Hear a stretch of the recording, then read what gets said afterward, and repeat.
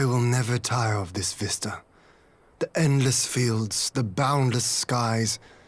'Tis a sight to make a man forget his cares. But not his purpose, I trust. Might this be a fitting moment to tell us what we are doing here?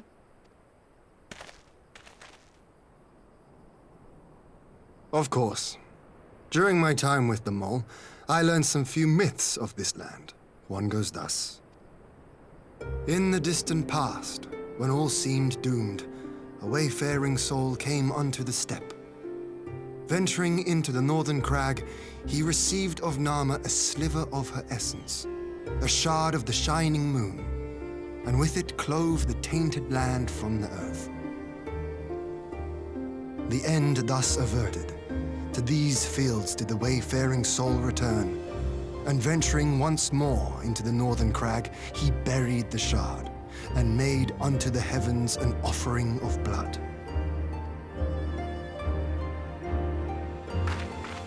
A tainted land cloven from the earth and an offering of blood to the heavens.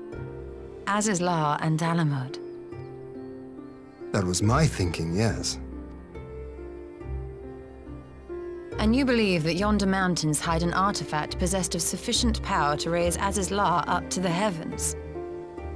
I suppose that might suffice. Worth a closer look, would you say? I would.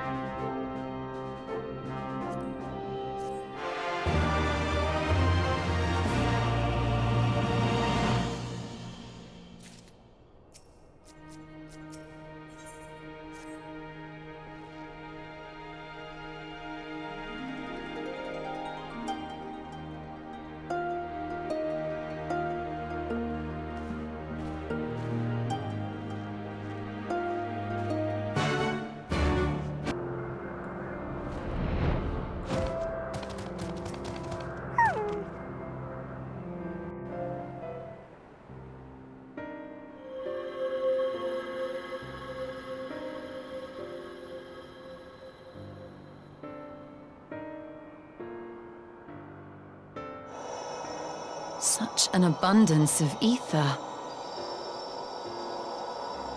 Are we in luck? We are. This is an Allegan artifact, most likely built to regulate the flow of ether. I strongly suspect the ancients used it to stem the flow from here to the burn. That would explain how they were able to untether what became ZzP from its surroundings. But were we to throw open the floodgates, the resultant deluge would surely be sufficient to raise our wall. And in restoring the flow, we may also restore life to the wasteland.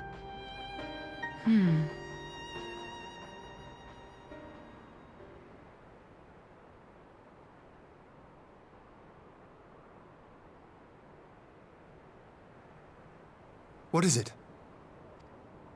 While the device itself harbors a surfeit of ether, the opposite is true of the surrounding area.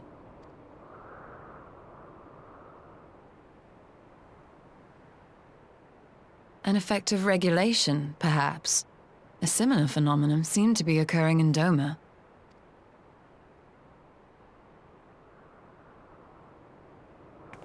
Whatever the explanation, the answer will not reveal itself here. We have seen what we needed to see. Let us return to Mol Ilo.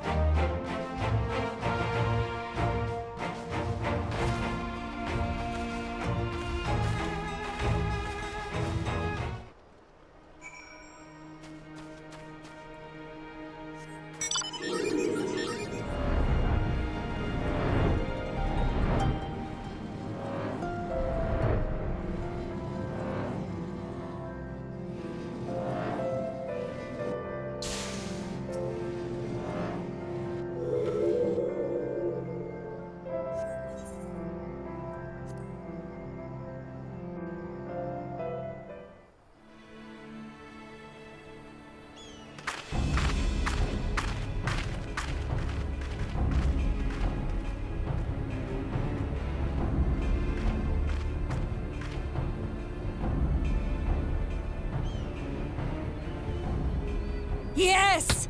This spot shall serve as well as any. I shall enjoy this Hahn. Is this truly necessary? Have you no peaceable way of making decisions? Speak not of peace. You stand before proud warriors of the Dathal. In the heat of battle do our souls burn brightest. We lay low the strong that we may rise higher. That is our way. The way of might. There is no other. Oh, they do not want for conviction.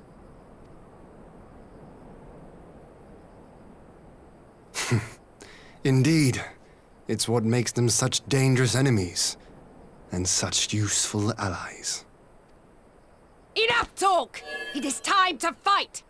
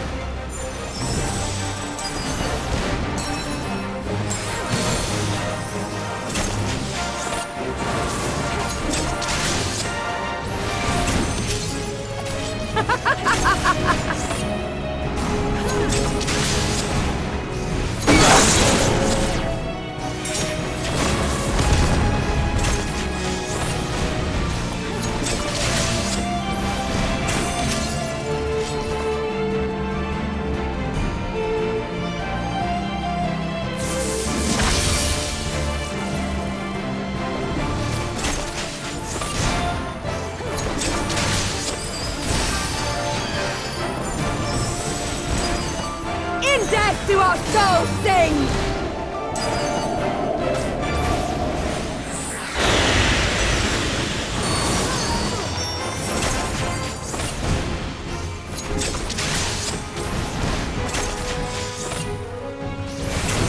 In death do our souls sing!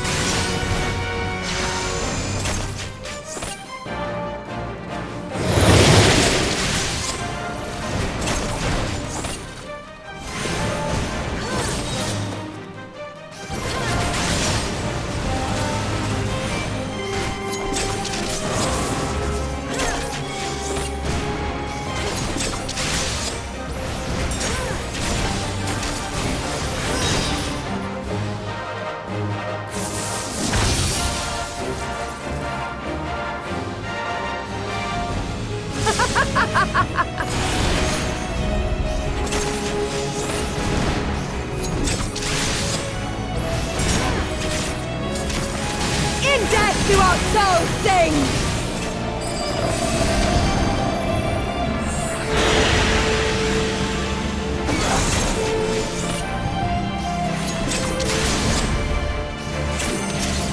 In death do our souls sing!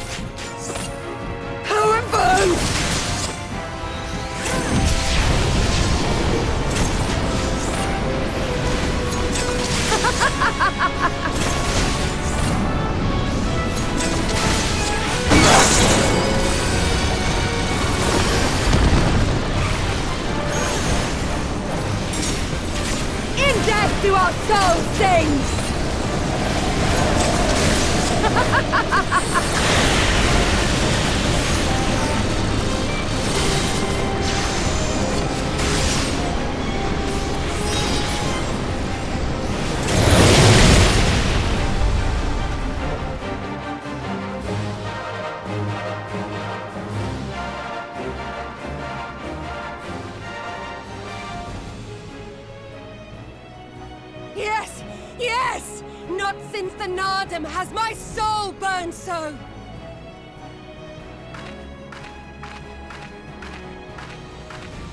Come! We have only just begun!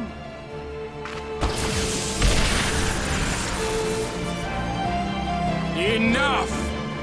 You were not granted leave to set the steppe ablaze. Well, well, the sun has come out to play. Be gone, Moonstruck Oranir! I am busy! Fool of a Dothal! Have you forgotten the face of your master already? The sun will never set! From his seat on high, he reigns over all, now and forever.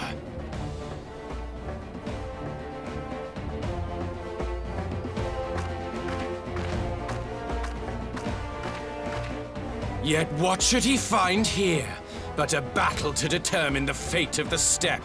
A battle waged without his blessing. This will not stand. You, Doman! You who come to petition the warriors of this land, forget that all Nama's children are wards of the Oranir. As first among my brothers, your petition is mine alone to judge.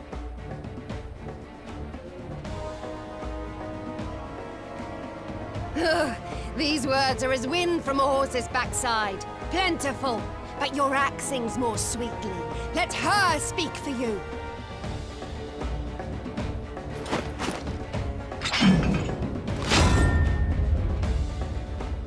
Insolent child. You will learn your place!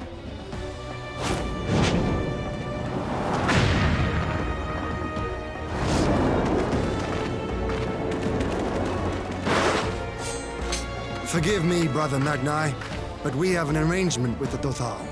We will not abide any interruptions. So be it. The sun will pass judgment on all. Didakul, join me.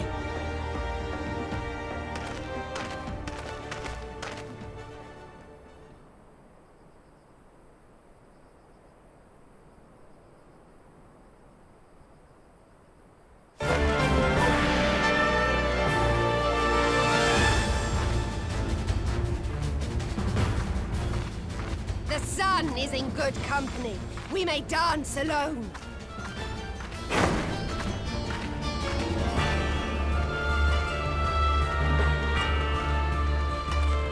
Beg not for mercy, for you will have none. Bear witness to the power and the glory of Azim!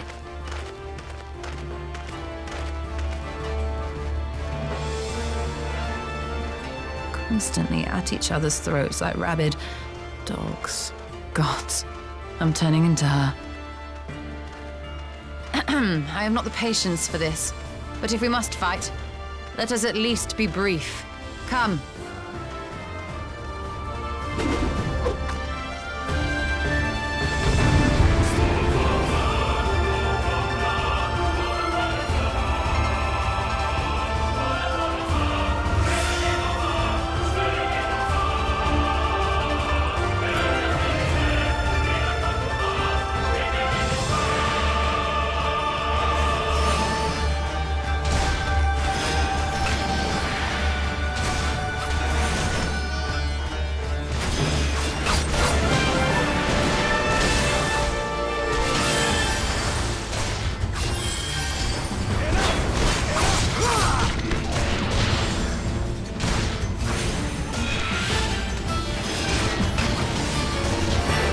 Or die!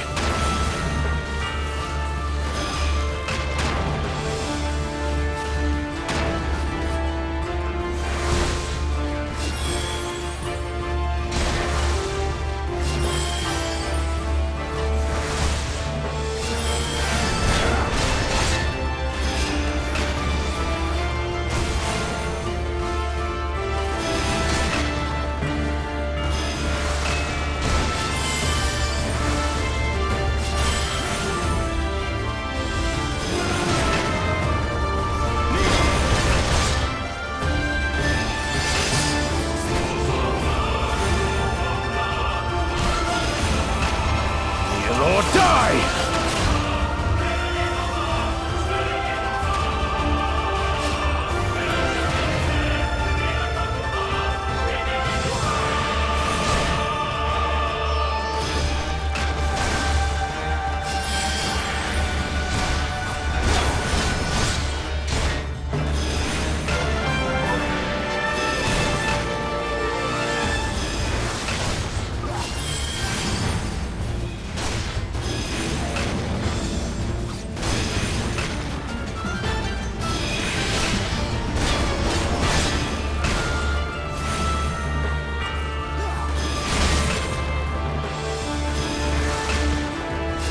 Or die!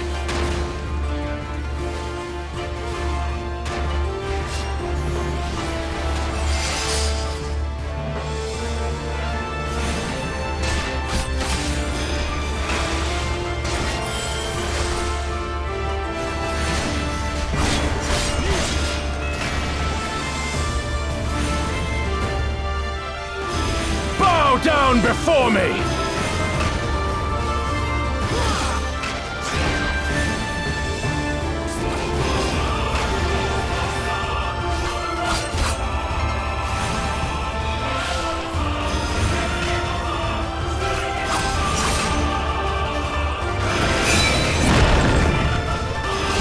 Die!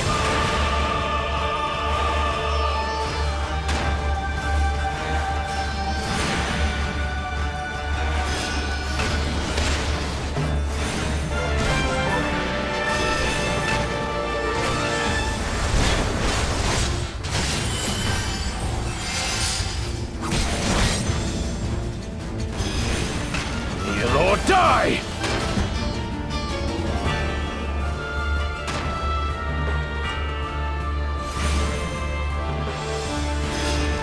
Bow down before me!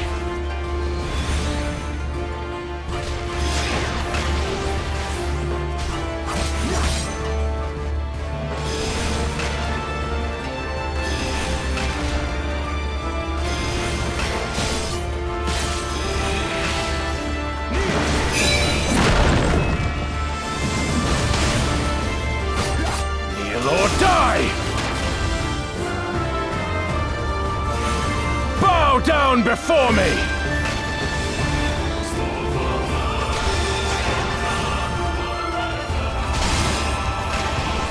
Tremble before the sun!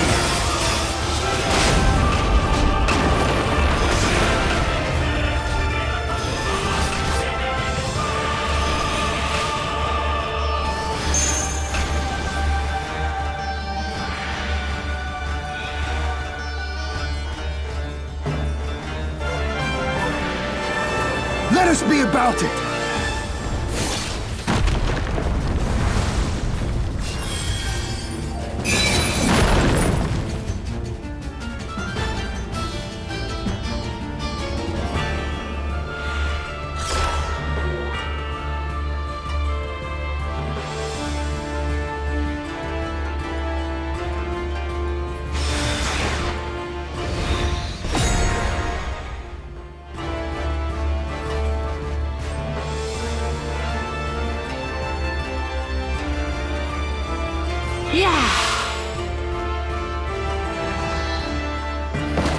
Aether, to me!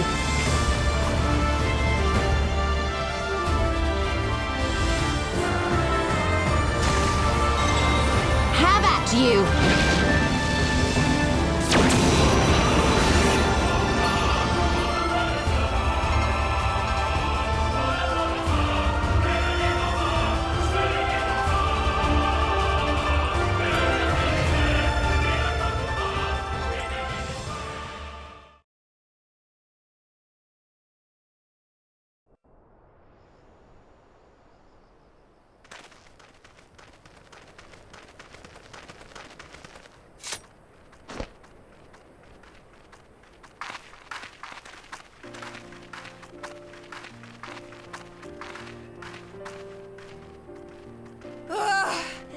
Never have I felt such bliss in defeat.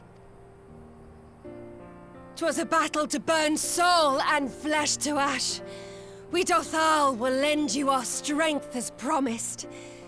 Nama's power is yours to wield.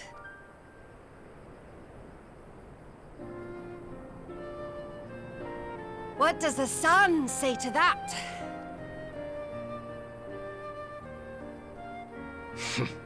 The sun is not driven by base motives such as yours.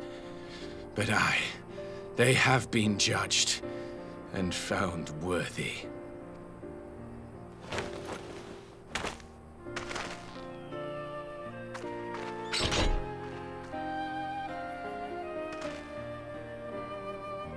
It is the way of the Oranir to accord recognition and respect to the strong.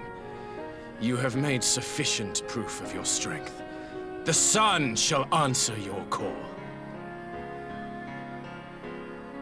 You have our thanks. We are glad to call you allies.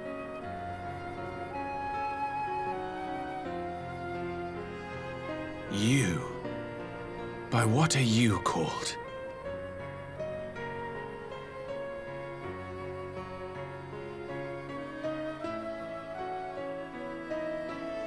Y'shtola, why?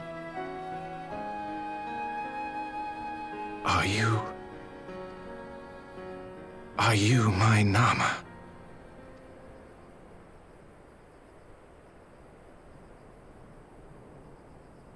I beg your pardon?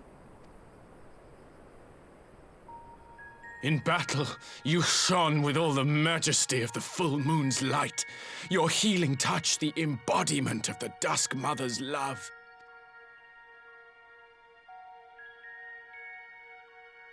Long had I wondered if my Nama might not be a woman of the steppe. Beholding you, I am all but certain.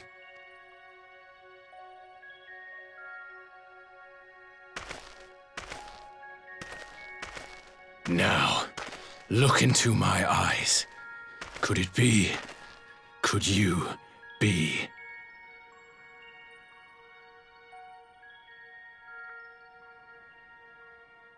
I am not interested, little son.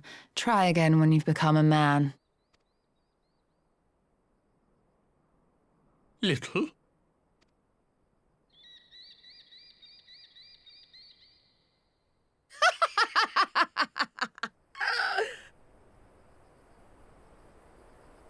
Little son! Little son!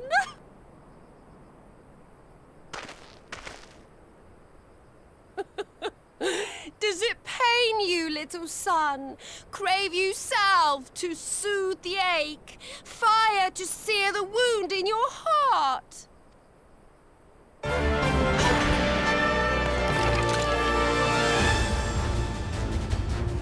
We have wasted enough time here. Sirin awaits for word of our success.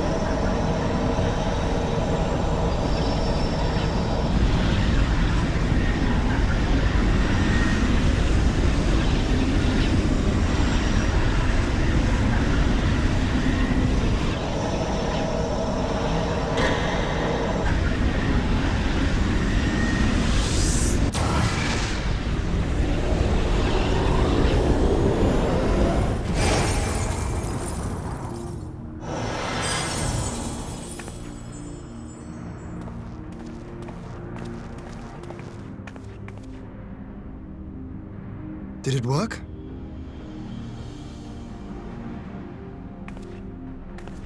It did.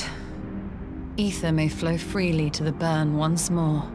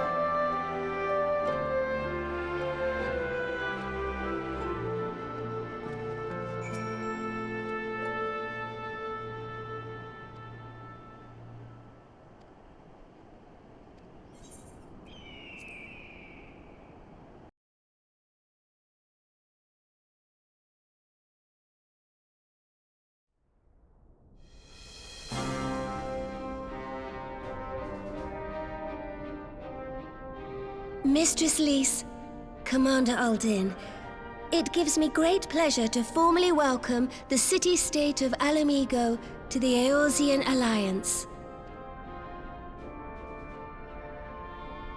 The pleasure is ours, Your Grace. I know I speak for all Alamegans when I say that we are glad of this chance to stand with our comrades of the Alliance. And we, for our part, are glad indeed to be able to welcome friends both old and new. Lord Hien of Doma, at your service. Pray, accept my heartfelt thanks for your generous invitation. Nay, 'tis we who must thank you for journeying so far. And 'twould be remiss of me not to acknowledge the part the Scions of the Seventh Dawn have played in bringing all of us together. In times of great unrest, you and yours have been our constant companions, without whom we would not be here. With apologies to Lord Hien and Mistress Alisaie, it occurs to me that we have not gathered in this way since that fateful day in Uldar. The day I lost my arm and my freedom. As I lay in my cell, Never did I dream that I would one day be given the chance to represent my homeland at this council.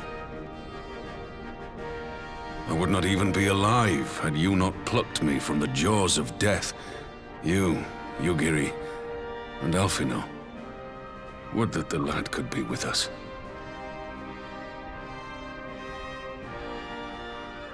I too owe my presence here to Alphino, in so many ways.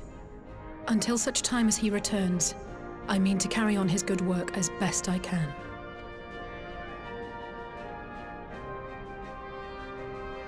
Come, friends. Let us leave the past in the past and turn our eyes to the future. My Lord Hien, pray, tell us how things stand in the East.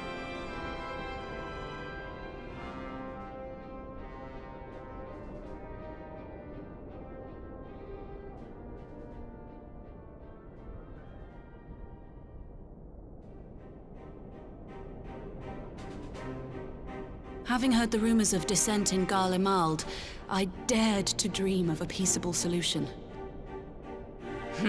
The Empire will not so easily change its ways. If the Garleans have a mind to take back Doma and Alamigo, we'll be hard-pressed to stop them, even with the might of 6 nations. But while we lack the strength to fight the tide, a course may yet present itself, if we read the winds aright.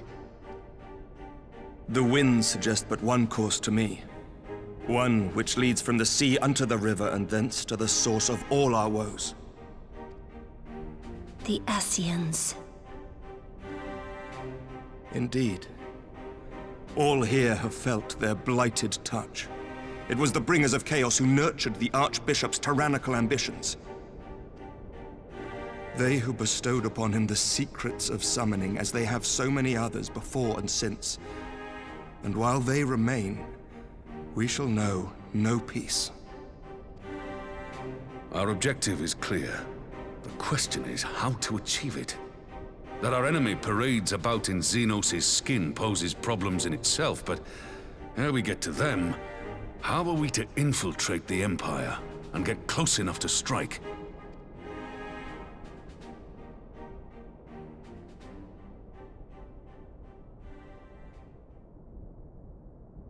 While I see the wisdom in targeting the Ascians, an assassination attempt on Garlean soil would do little to aid our cause, even were it to succeed. It's time we used our enemy's preferred tactic: subterfuge. You have an idea? Speak your mind, Master Thancred. None here know the enemy better than the Scions, and you mayhap best of all. Whatever it is you propose, we will give it fair hearing. On that you have my word. Very well, Admiral. My proposal is thus. We dispatch the shinobi to Imperial territory. There, they sow the rumor that the Crown Prince perished in the battle for Alamigo, and that the man parading around is in fact a corpse inhabited by a servant of darkness.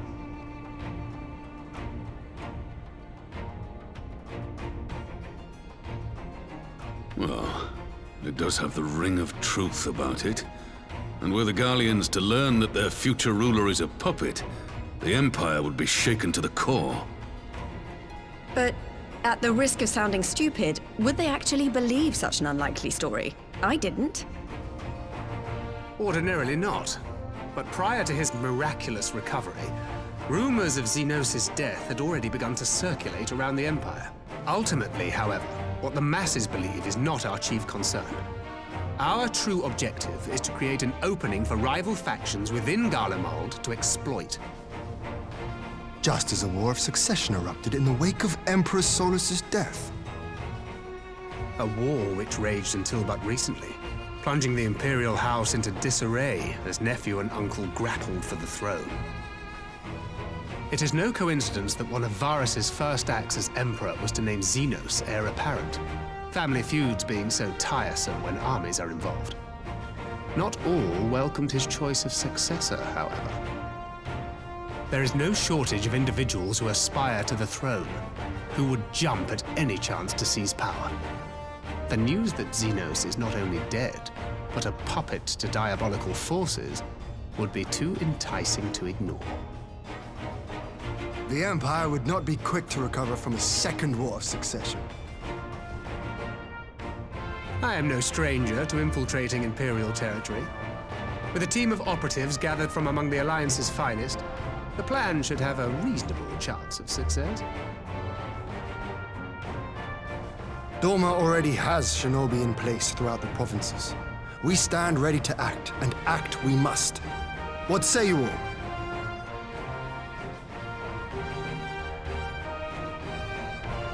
I'm for Master Thancred's proposal. We shine a light upon the Ascian and test the Empire's unity. 'Twas his plot that scuttled Doma's negotiations, was it not? Why then, if we can eliminate him, there may yet be a chance for peace. Let us wage this war of subterfuge, that we may one day lay down our arms. Gods know we never will while the Ascians remain.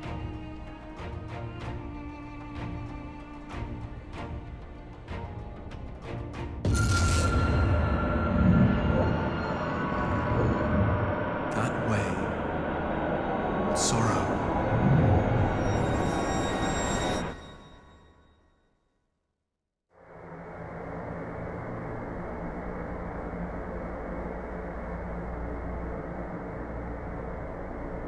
History must be changed.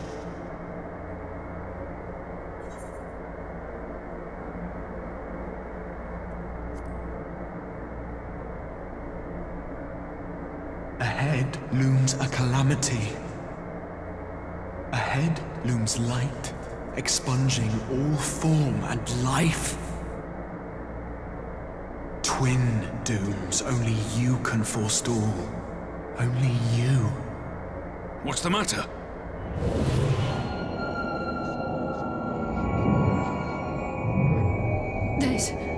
There's a voice! Spies in our midst? Nay, I sense no such presence.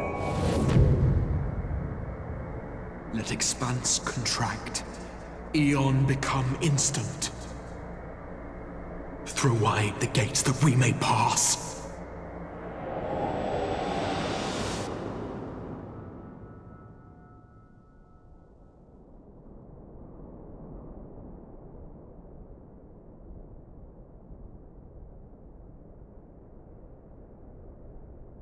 Is it over?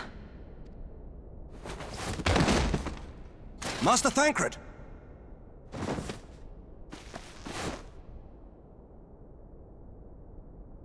12 for Fend. Bear him to a private chamber. Have every healer make ready. Swiftly!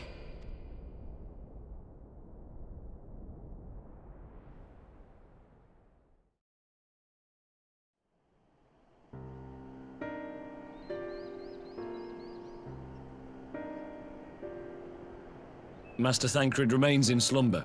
Though his vital signs appear stable, he's unresponsive. What could have done this? And why just him and not the others? I'm afraid we could not identify the cause, my lady. Our examinations revealed no wounds, nor the presence of any poisonous substances. Gods, that only makes it worse. You're to let us know the moment there's any change, all right?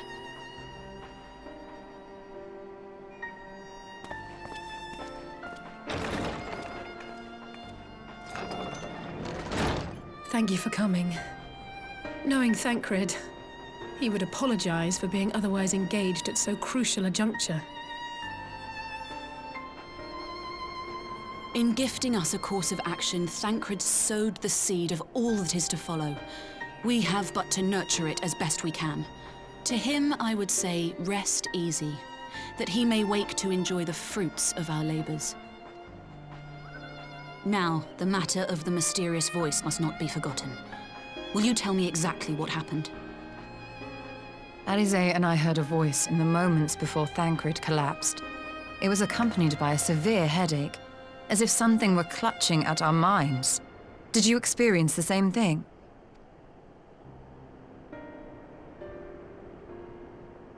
So, in between the voice and the pain, you felt as if you were somewhere else entirely.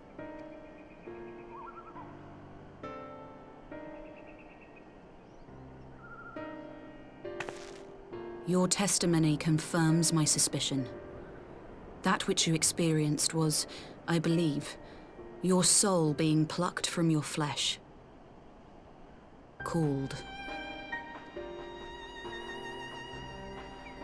Called? I myself examined Thancred. Reach out as I may, I could not sense in him the spark of life that is his soul.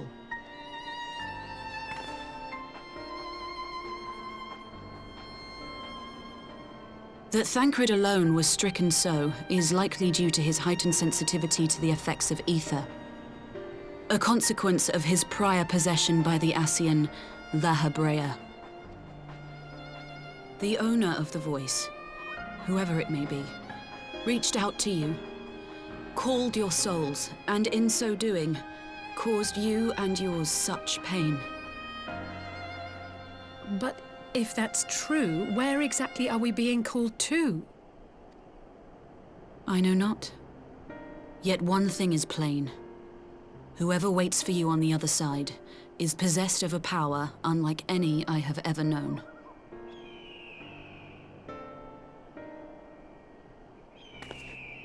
Forgive us, Lys, but may we leave Thancred in your care for a time?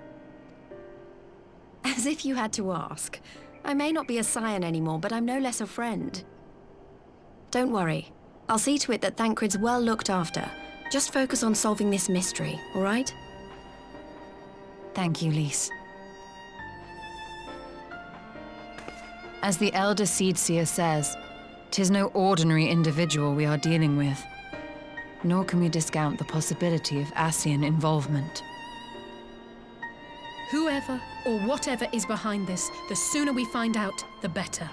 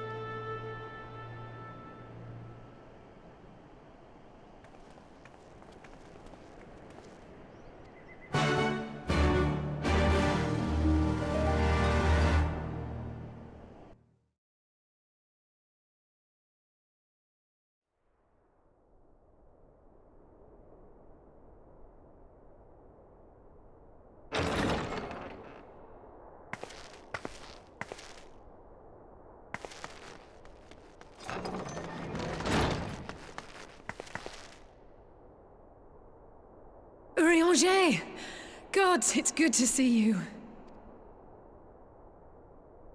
Would that our meeting were under happier circumstances. I judged the voice sufficient cause for concern even before you sent word of its effect on our comrade. You heard it too, then?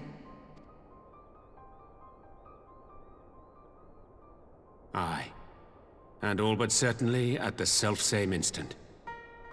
Alas, pained as I was, I could make little sense of what few words did then reach mine ears.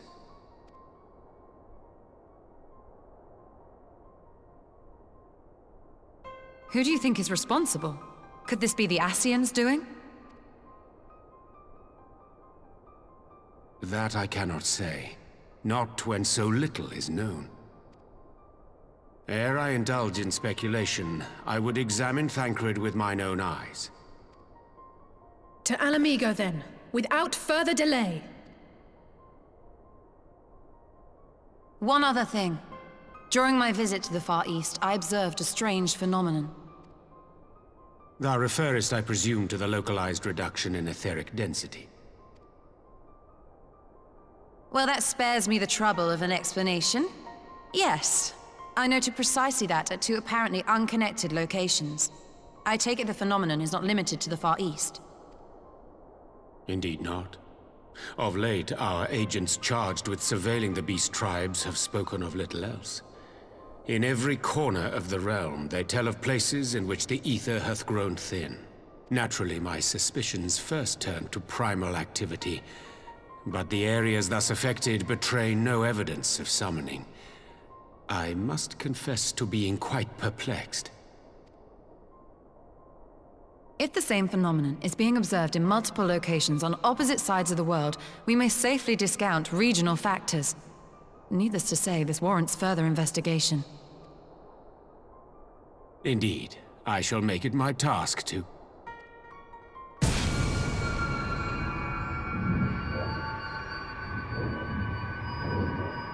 The voice. It calleth to me once more.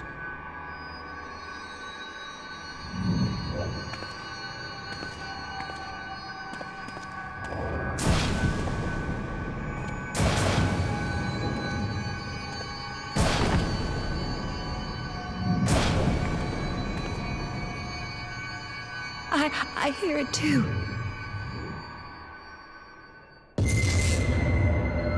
Only you. Only you. No! Ishtola! Urianger! Throw wide the gates.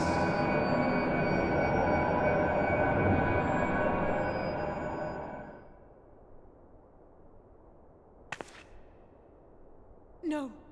No, this can't be happening!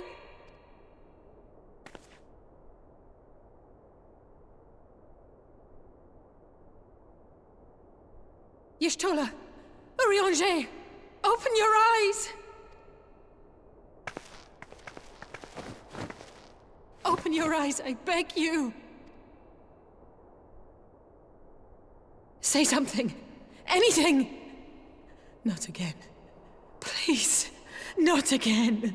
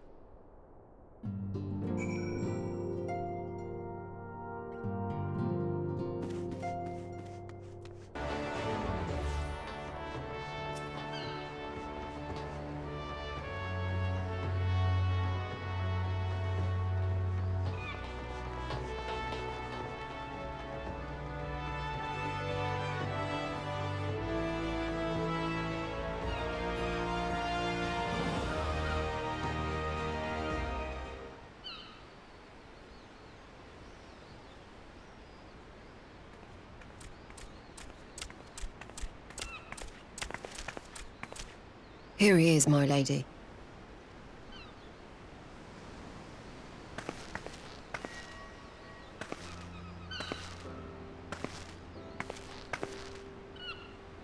Gabu, it's been too long.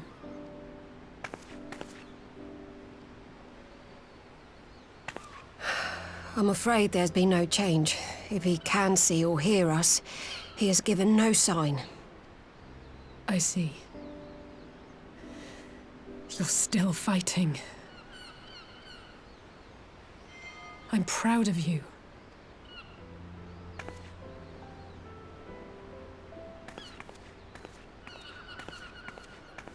We promised that we would come and visit you together, didn't we? Alphino and I. I'm sorry that we haven't managed that yet. You know, with the three of us like this, does it not remind you of that night?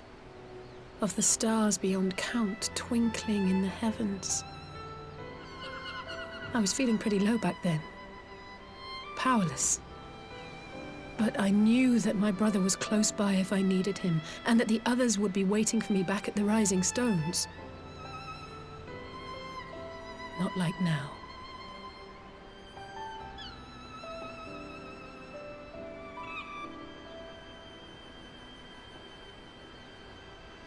I've seen my share of trouble since coming to Eorzea. Been reminded again and again of my limitations, of how little I can change about this world. And I've come to know the sorrow of parting all too well.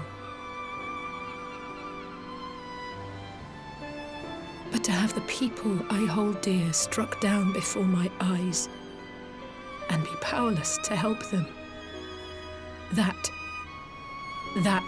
I cannot bear.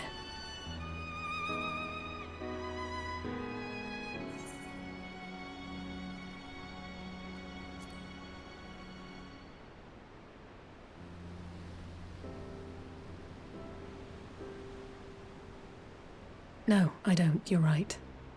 It's pure arrogance to imagine I can solve everything by myself. You'd think I'd have learned that by now. Thank you. I don't know what I'd do without you.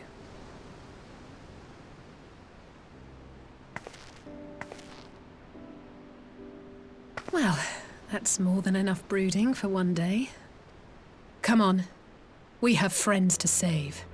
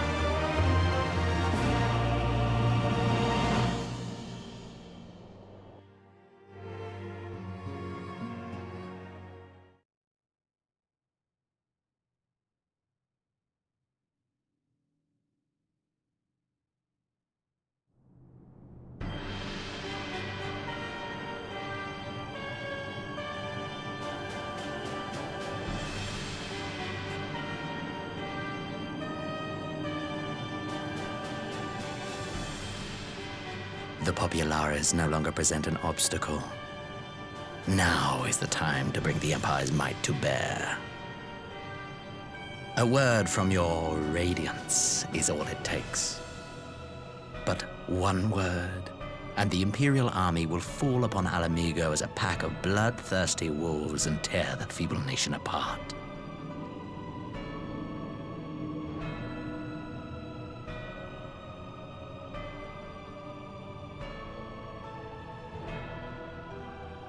Have you no words for me? Despite the lengths I go to, an emissary playing the part of a fool. When first I took this face, I swore to use all of my knowledge, all of my power, to further the cause of the Empire. My deeds stand testament to my commitment. And with this adamant flesh at my disposal, I could destroy the Icon Slayer as easily as one might swat a fly. Why do you hesitate?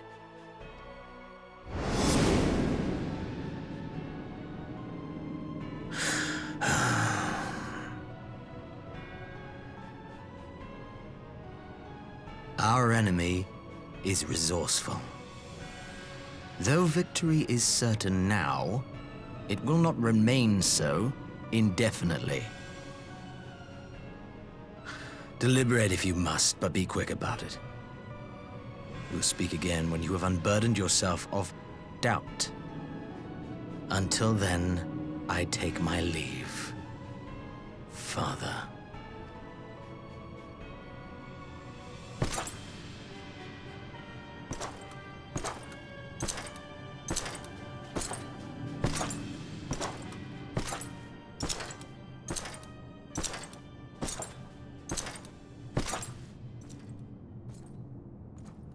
I should be the one to sigh.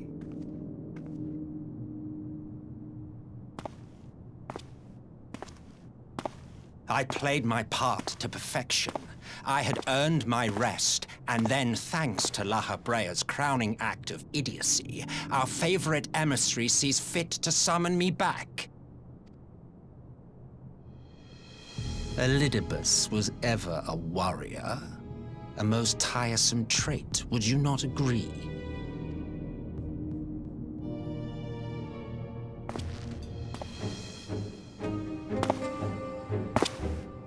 What? Have you no words for me either? No matter. I've long grown weary of this mummery.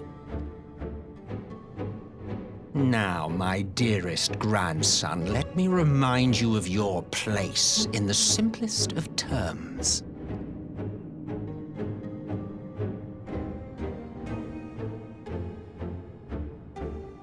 You do not make judgments, you administer them. Swiftly and to the letter. Naught else is your concern. Elidibus may be an insufferable bore, but he is no fool. His choices as emissary seldom err.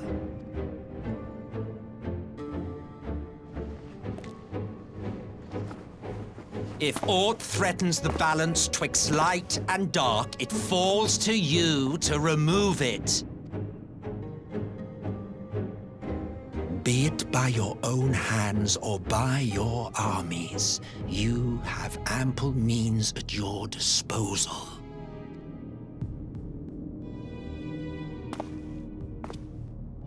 That is why this empire exists, why I built it. Oh dear, have I touched a nerve? You always were an easy one to read. I pity you, I do. As they say, ignorance is bliss. And I know how much happier you would be not knowing the things you know. The Founding Father was an Ascian, and he created the Empire solely for the purpose of sowing the seeds of chaos.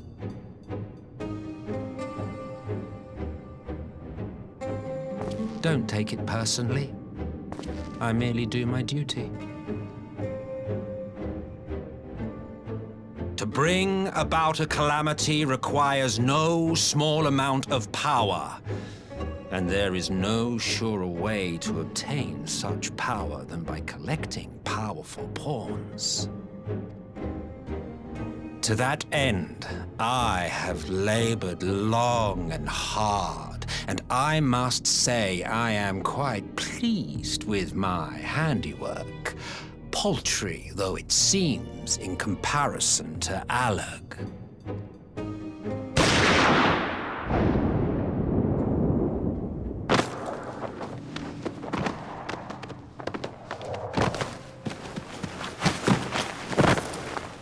You fiends are overfond of your own voices.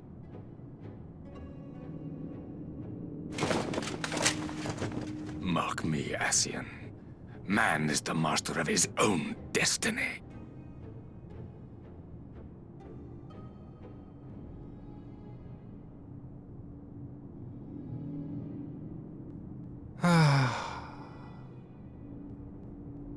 Such a waste of time and energy, both yours and mine.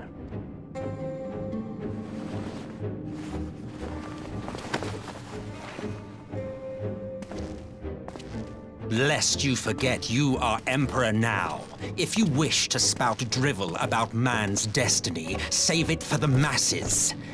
It will serve to give them a sense of purpose, and you pliant pieces for the game.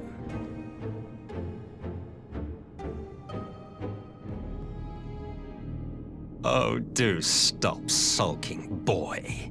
You, of all people, should understand. Ours is a struggle to restore both mankind and the world to their rightful state. Viewed thus, our goals are one and the same.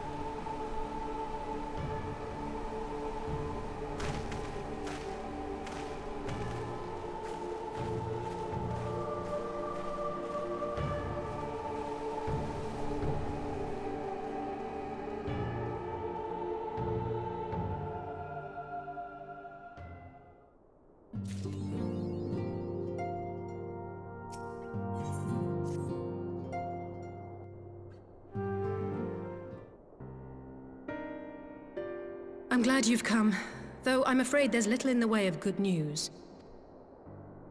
After you left, we reached out to both the Alchemists Guild and Stillglade Fane and attempted all manner of treatments. But the results were always the same.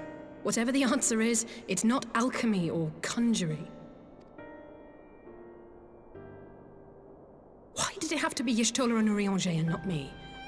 Out of all of us, they are the ones who could feasibly have solved this puzzle. And Alphino's still missing. God, it's all going wrong.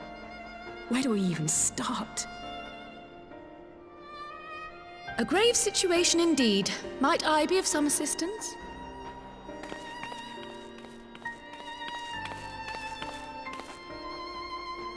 Kryl! I thought you busy delving into the mysteries of Eureka. When word reached me of the plight of our friends, I could not well stay away. As a fellow scion, not to mention your erstwhile mentor, this is one of those times you should feel free to call on me, regardless of my personal circumstances. Yes, I should have thought of that.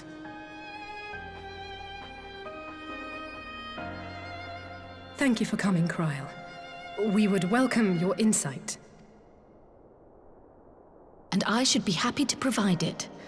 Now, what's this I hear about Alphino heading into Imperial territory? That boy always did have some funny ideas.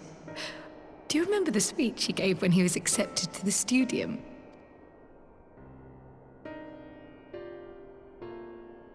My life's goal is naught less than the salvation of this star.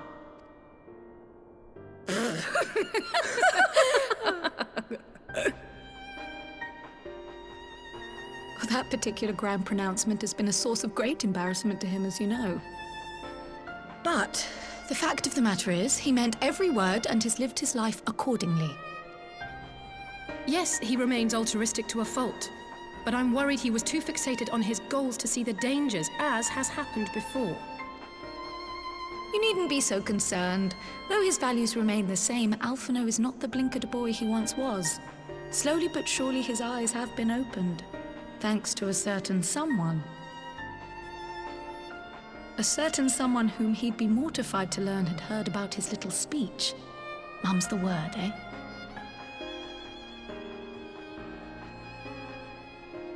Right, I'd better have a look at our patients. They're in the infirmary, I assume. I'll need absolute quiet, so it would be best if I did this alone. If you'll excuse me.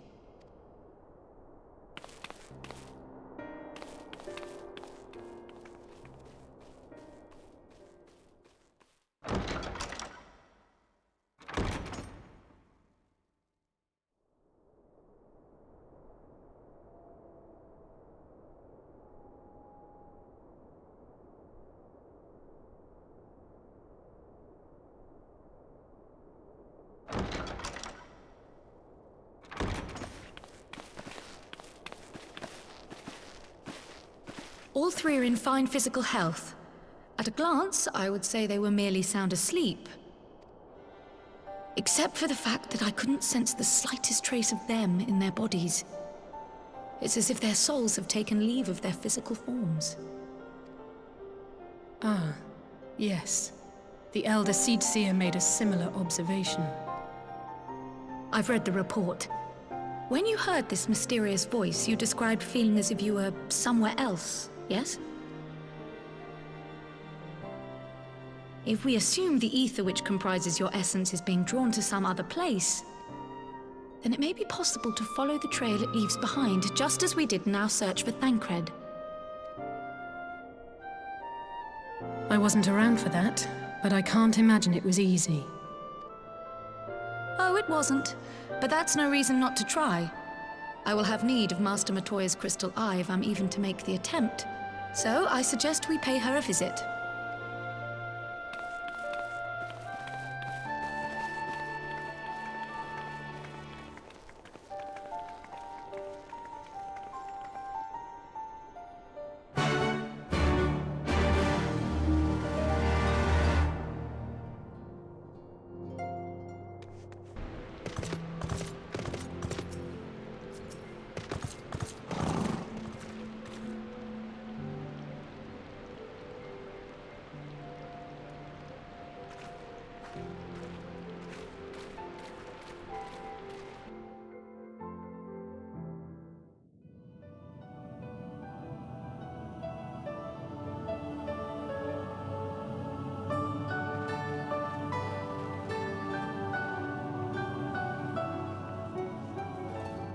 come to disturb my peace again, have you?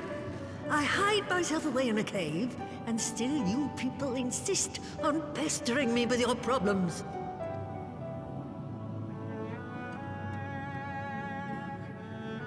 Oh, I mistook you for young what's-his-name, but I see now you're the sister.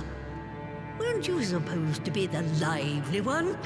I've seen happier faces at a rain-sodden burial. Well, I'm sorry to dash your expectations, but the situation isn't exactly conducive to gaiety. Ha! That's more like it. Stoller used to spit and hiss like a wildcat too. Better for a young thing like you to be filled with fire and leave the doom and gloom to your elders. Now, what exactly does this tragic situation of yours have to do with me? If I may, Master Matoya, we have need of your crystal eye once more.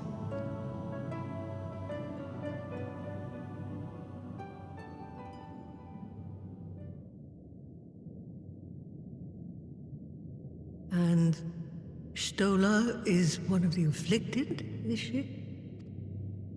Very well. She may be an ungrateful stray, but she's my ungrateful stray, and I'll not see her buried before I am.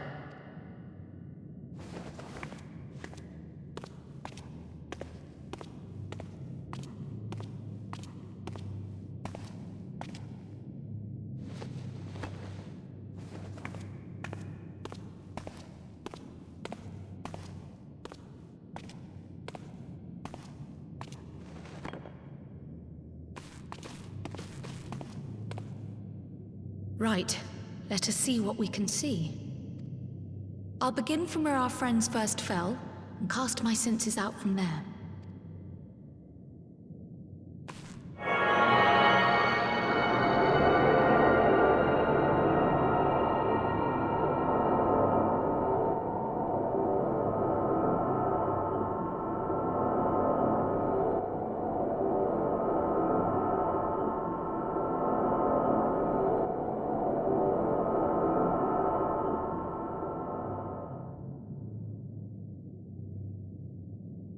What is it?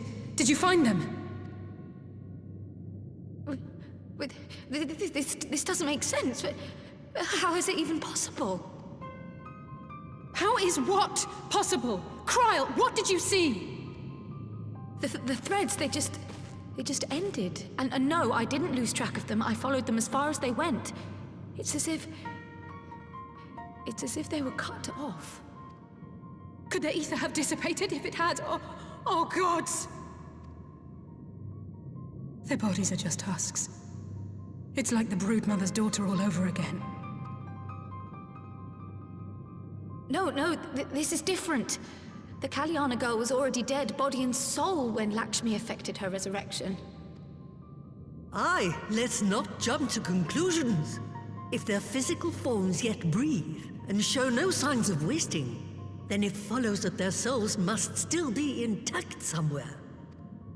But where? That's the question, isn't it, girl? Death has not taken them to the ethereal sea, yet there are no tracks left for us to follow.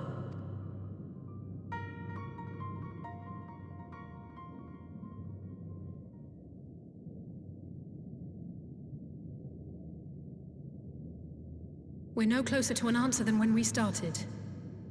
But knowing their souls are still out there is progress of a sort. We just have to keep looking. Pray, excuse me a moment. Yes? I remember, but... What, to Alamigo? We're on our way. That was Lise. Apparently, a group of Populares have defected to Alamigo, and Maxima, the envoy Alphino left with, is one of them.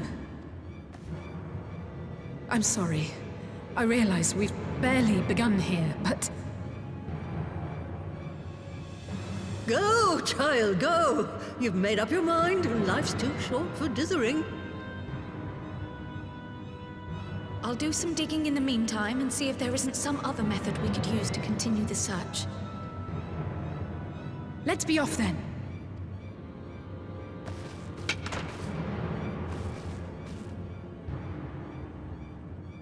Oh, not again. The enchantment barely seems to take these days. I chalk it up to old age, but I rather doubt it's that simple.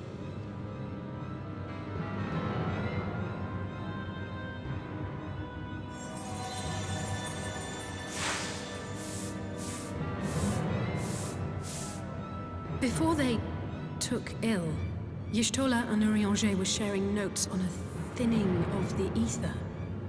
It seems to be happening all over. Does it now? And here I was, all set to blame my woes on that creaking mountain of refuse clogging up the Thaliak.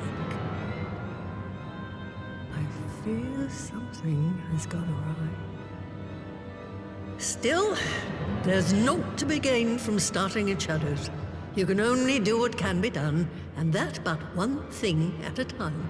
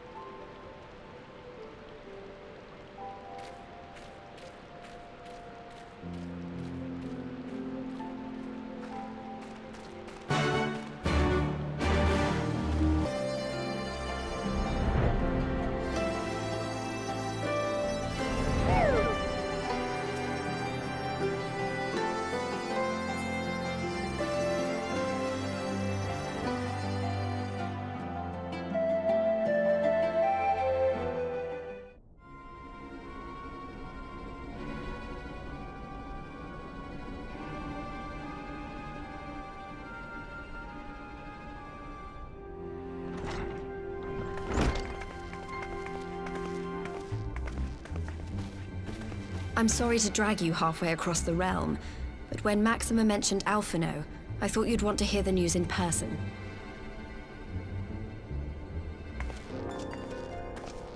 Ah, we meet again.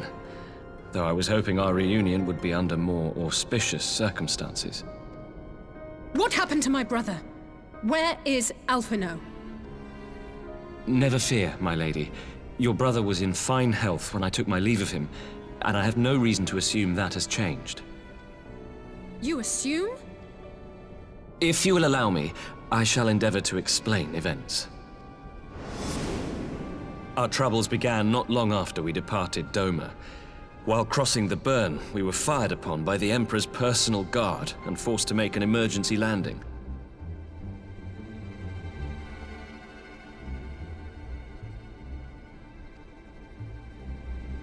As we stumbled from the wreckage, our attackers fell upon us again, and we would have perished there and then were it not for the intercession of a third party, a band of mercenaries whose leader claimed to pursue a vendetta against the Ascians.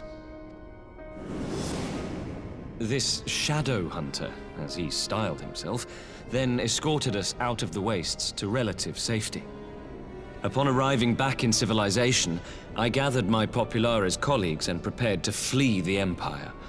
Master Alphino, however, declined the invitation to join us, preferring to continue his investigation into the Ascian threat. Well, at least he's not lying in a heap in the burn. Tell us more about these Ascian hunters. Who are they? And is Alphino still with them? He is. As to who they are, I'm afraid I have nothing to tell you. Beyond the fact that they root out and destroy Ascians, they were unwilling to divulge anything which might serve to identify them. They would not even reveal their next destination. But Master Alphino asked to accompany them all the same. Since parting company with your brother, we've been engaged in a game of cat and mouse with the Emperor's Guard. We made our way through province after province, finding the army busy restoring order wherever we went, until we finally arrived here in Alamigo. I cannot thank Commander Aldin enough for giving us such an unexpectedly warm welcome. I'm not inclined to turn away refugees, no matter which land they call home. And if they can tell me how things lie in Garlemald, all the better. On that subject, there is much I would tell you. During the course of our journey, we heard tales that an entire rebel army had been slaughtered in the space of a single night. It would seem my former comrades grew tired of putting down uprisings in the conventional manner, and chose instead to bring a formidable new weapon to bear. Details were sparse, but the rumor alone was enough to dampen the flames of rebellion. I have also heard reports that several companies have withdrawn from their designated provinces and begun marching westward. It is my assessment that the Empire's forces are mobilizing for a large-scale military engagement. Westward? You mean they're getting ready to invade Alamigo? We knew this was coming, but not that it would be so soon. We've barely even begun to shore up our defenses. They won't stop an invading army. No, they won't.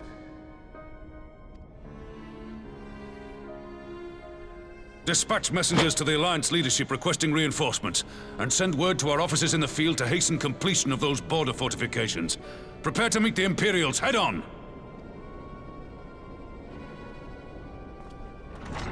No matter how quickly we act, we still want for time. When the enemy comes into view, our best recourse will be to open negotiations with their commander, and see that the ensuing proceedings take as long as possible. Would you and Alize head to Doma and let Lord Hien know about this? I'm sure he'll want to hear about Alphino too. Consider it done. We'll send word when...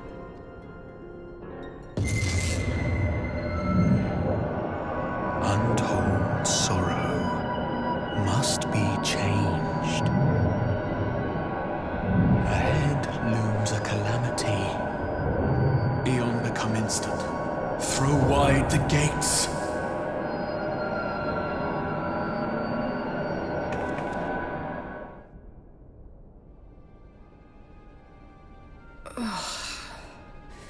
You heard it too. Well, at least we're both still standing. Oh, thank the gods. I thought we'd lost you for a moment there. Why does this keep happening? I wish I knew. Nothing we've tried has brought us any closer to an answer. We'll keep working on it. But first, we need to go and see Lord Hien.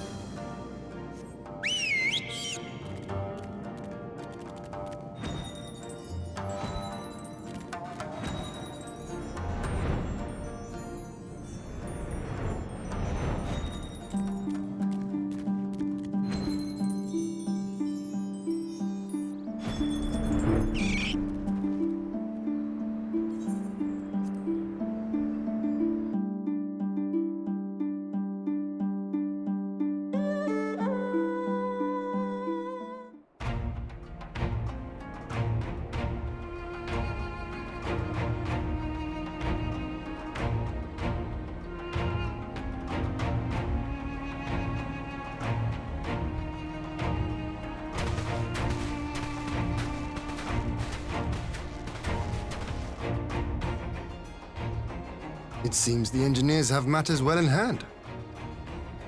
Should the barrier work as we intend, Doma will be free to reinforce her allies in Alamigo without fear of weakening her own borders. Honored friends, the time has come to put your hard work to the test. Start the generator.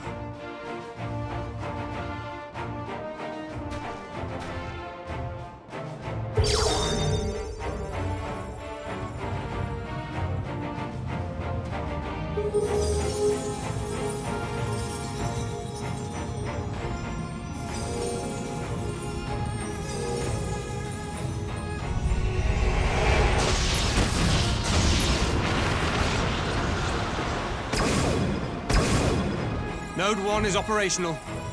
Nodes 2 to 8 are reporting similar energy levels. The barrier is forming.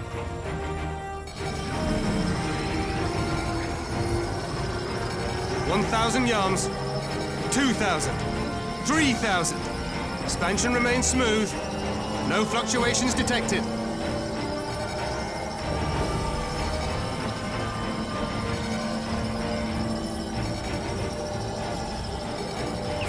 4,000!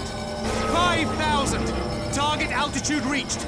The barrier is holding steady at 5,000 yards! We've done it!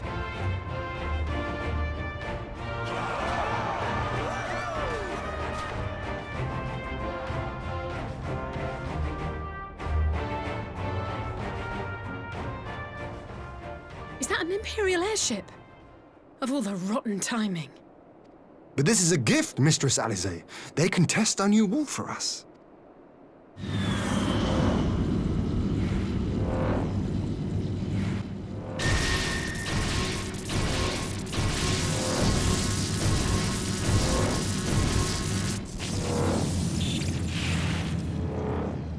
Seems solid enough, though I was hoping for a fireball.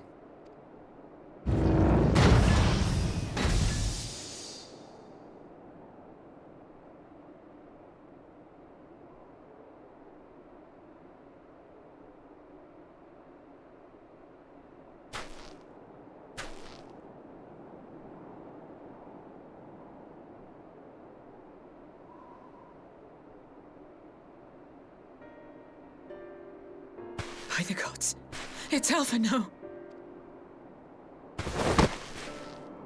What are you? Let me go! He has my brother! Lower the barrier!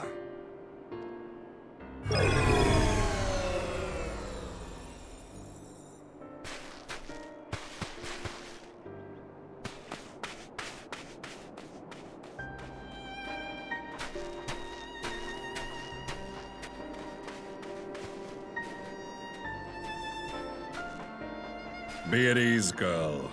The lad is not dead, merely locked in slumber.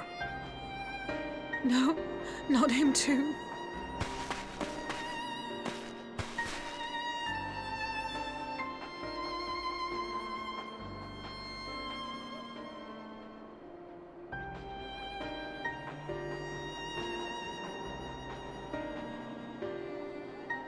We could identify no cause and found no remedy.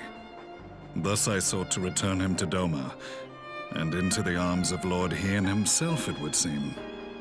It is a day for fated reunions.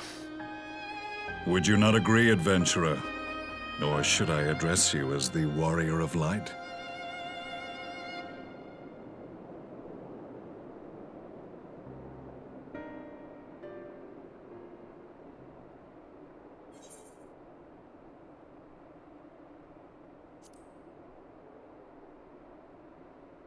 I, Gaius van Baelsar, the Black Wolf. That was the title I was given, one I have long since relinquished. Stand down. The legatus of the 14th Imperial Legion died in Castrum Meridianum. I am no more than Gaius Baelsar, a man without rank or allegiance. Impossible! There's no way you could have survived! Do you remember how it unfolded? How I was deceived by La Habrea? How I was convinced that reviving the Ultima weapon would allow me to bring peace to Eorzea? The Ascian used me, as he used so many others, all to further the restoration of his wretched god. Yet even with the might of Alec at my command, you bested me. And as the Praetorium went up in flames, I was content to burn along with it. For a moment at least. A moment of folly. To surrender my life thus would have been to betray all who died for my cause. It was for them that I dragged myself free of the rubble, and swore vengeance on the Ascians.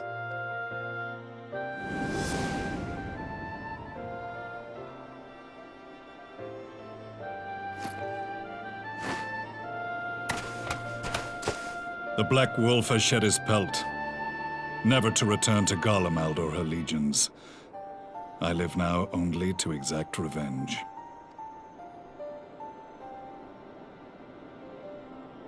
My principal quarry was to be La Hebrea, whom I gather you have since ushered onto oblivion.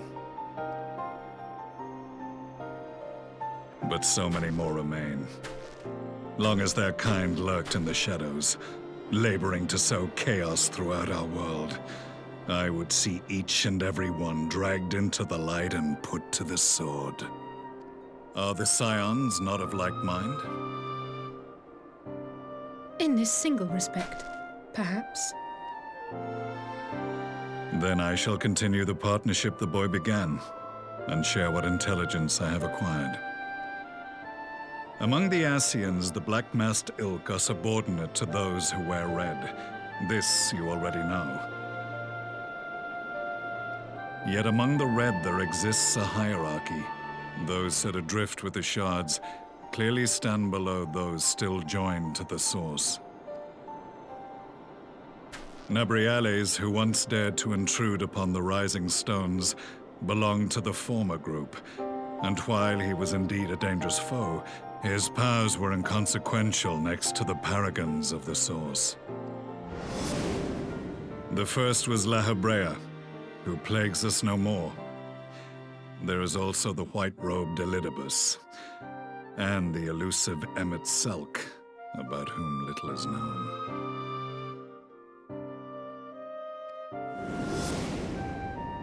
We have files on La Hebrea and Elidibus, but I believe this Emmet Selk is new to us? As I assume my brother told you, we have evidence to suggest that an Ascian now walks in the body of the Crown Prince. Have you identified this interloper? Elidibus seems the most likely culprit. As emissary, it is his role to maintain the equilibrium between darkness and light. Your many deeds in Hydaelyn's name have upset the balance, and I believe he seeks to restore it by throwing his considerable power behind the Empire. As a leader of the Ascians, he is one of our primary targets. It was on the trail of this very prey that the boy and I came across the scene of a failed uprising. In the absence of a single Garlean casualty, we inspected the bodies of the rebels, and the lack of any external injury drew my immediate attention. They had been slain by Black Rose, an alchemical invention of the Imperial Army. When I yet served as legatus, I ordered its production halted, and all stockpiles destroyed. Toxic gas is not a tool of conquest, but of extermination. Toxic gas? This must be the new weapon Maxima warned us about. Something deadly enough to sweep away all resistance in a matter of hours. Gods. You don't think they're planning to use this in Alamigo, do you? Put your fears to rest. We infiltrated the production facility and destroyed all existing stores of the chemical along with the plant itself. Even should they rebuild the operation, they will not soon manufacture another batch. Regardless, I would draw your attention to a directive we discovered in the plant's records. The document was marked with a recent date and authorized with the signature of one Zeno C.A. Galvus.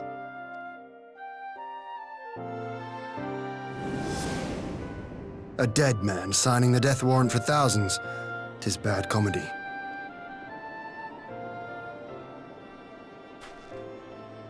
But the tale does not end there. Within that same facility was a chamber filled with devices of elegant design. Cloning technology, we realized.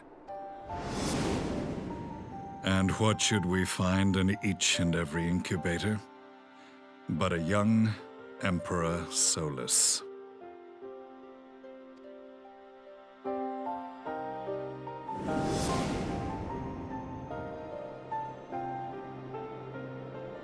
All of which prompts the question, were the Ascians responsible for these abominations, or was it the will of the Emperor? I must know which hand guides the Empire. Though I have given up my rank, I am yet a son of Garlemald, and I will fight for the future of my homeland.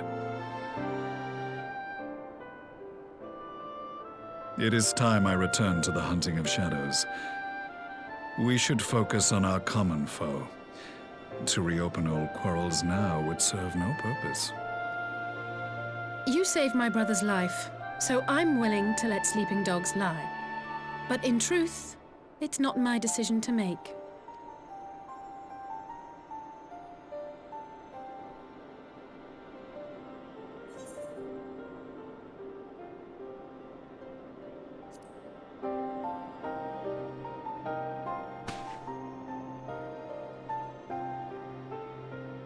There was a time when I scorned those who placed their faith in false gods, even as I, in my blinkered conviction, place mine in Ascian promises. Unlike yours, my strength of will and my restraint was found wanting. We shall meet again, warrior of light.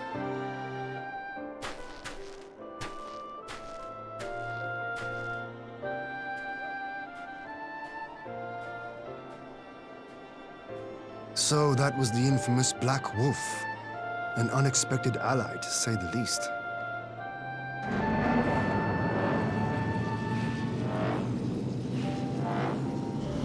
Well, I am content to leave the fine-tuning of the barrier to cleverer minds. Let us bid our friends from the Ironworks farewell, and see what can be done for Alphino back in Dorma.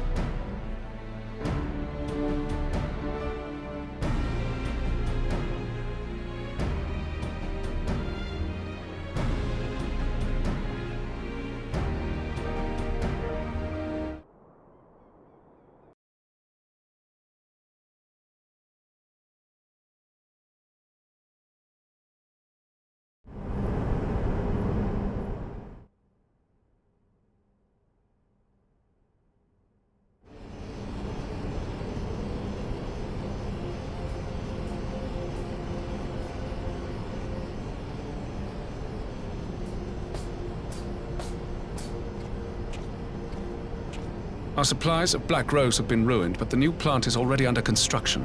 We should have the first batch ready in time for the offensive, Your Radiance. See that you do.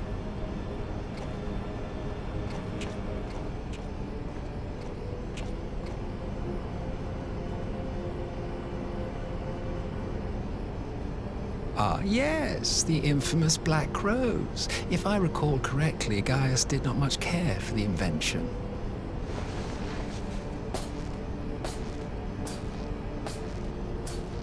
A ruthless and indiscriminate weapon indeed, this airborne poison.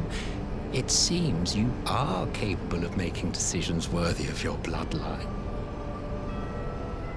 With no gift for sorcery, we Garleans must look to Magitech to even the odds.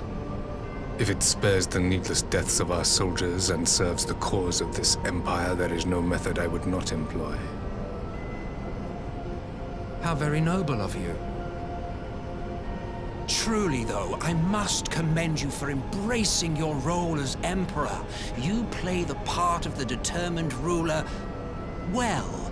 Sometimes even I catch myself believing.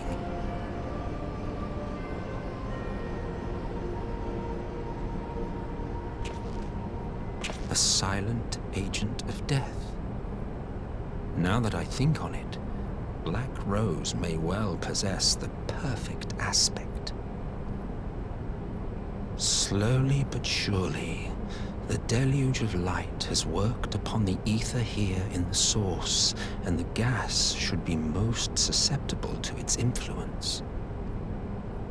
Well, I shall leave you to your own devices. Go forth and bloody the land with your grand and glorious war.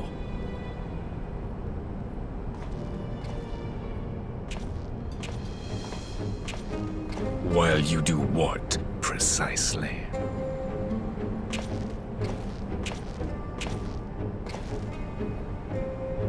Need you ask? I will be doing what all Ascians do.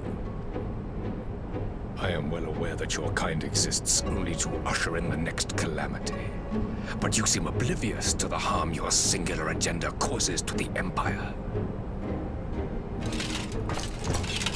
You cannot have forgotten the events which followed your mortal demise.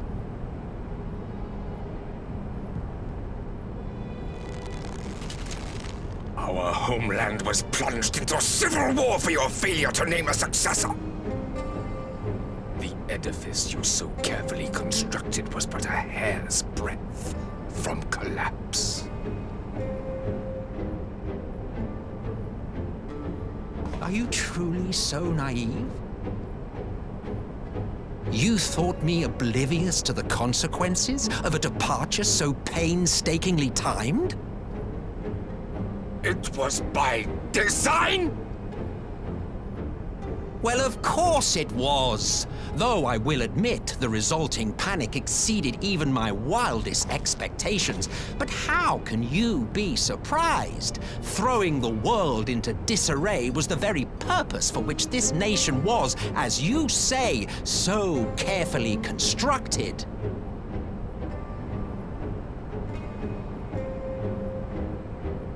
Now, if you have no further questions, I must be on my way. Since we may not meet again in this lifetime, it would be remiss of me not to offer a word or two of gratitude. I really must thank you for this surplus of vessels. I can mold any host into my own image, but having bodies tailor-made for me in this fashion is so much less tiresome. You dabbled in Allagan cloning techniques, yes? It certainly is a compelling, not to mention entertaining, field of research. And of all the options available, you chose the Founding Father on whom to experiment. You have a twisted streak to you, Varus, like grandsire, like grandson, hey? If events play out as planned, this will become something of a family enterprise. You will be the capstone of this world, I the anchor and shard, and together we will give the lie to this star's fraudulent existence.